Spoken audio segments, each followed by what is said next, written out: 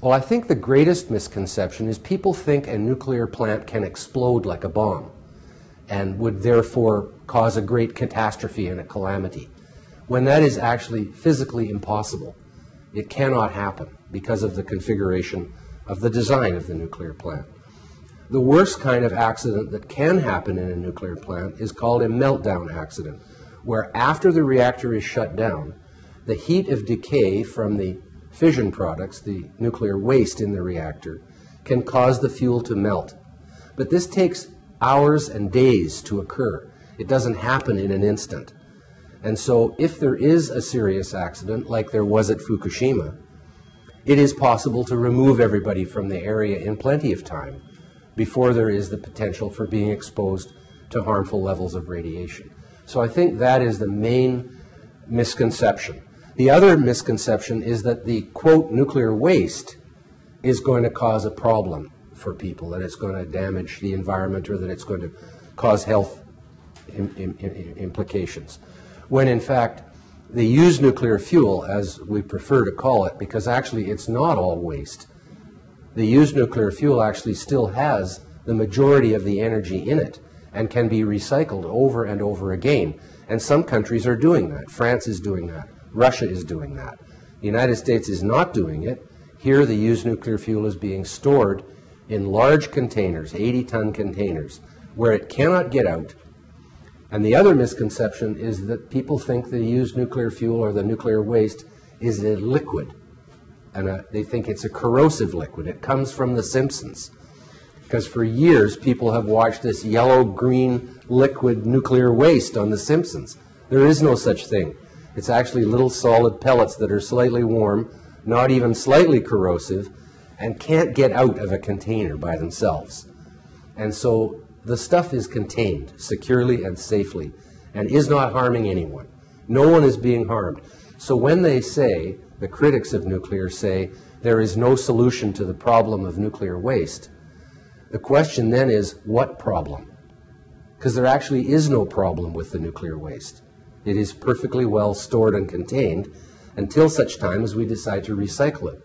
Because you have to build a large factory. It's a very sophisticated technology that's required to recycle it.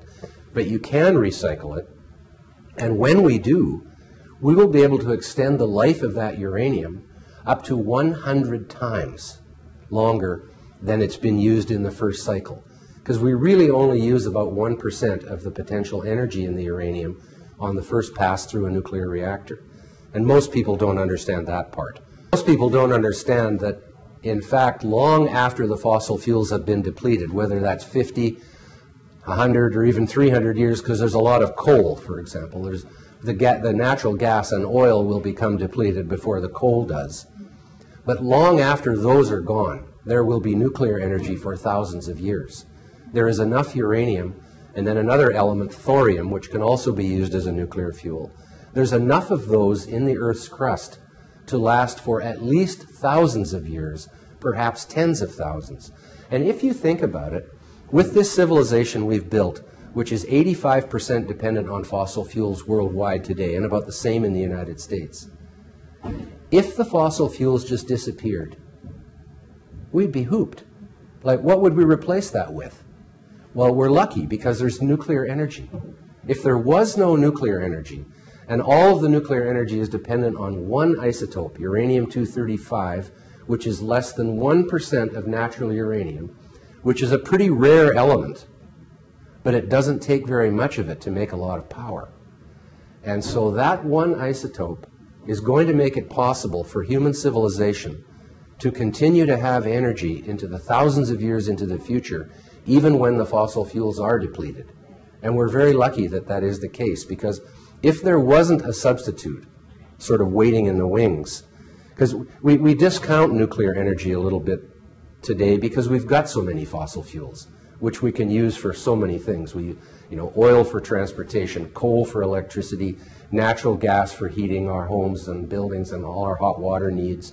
So we've got all this energy in great abundance, and even though it's becoming more expensive as we use more and more of it, and we have to dig deeper and deeper to get it, it's still reasonably inexpensive compared to, say, What if all we had was a wood fire still? You know, but we're so fortunate in that this Earth has this element in it called uranium that is going to provide energy for thousands of years in great abundance. And we will learn to do more with nuclear power. Right now, for example, we use oil for almost all our transportation needs, some natural gas, but mostly it's oil. And we don't really have alternatives for that. But if we invent a better battery, we can charge that battery with nuclear energy, and you won't need any fossil fuels for driving around in a car. So the potential is there for the future for nuclear to replace most of what is done today with fossil fuels. And they will be depleted. I mean, we keep finding new discoveries of natural gas and oil, but still we're talking about 50 years, 100 years. We're not talking about thousands of years worth of fossil fuel. There just simply isn't that much of it. Whereas with nuclear there is.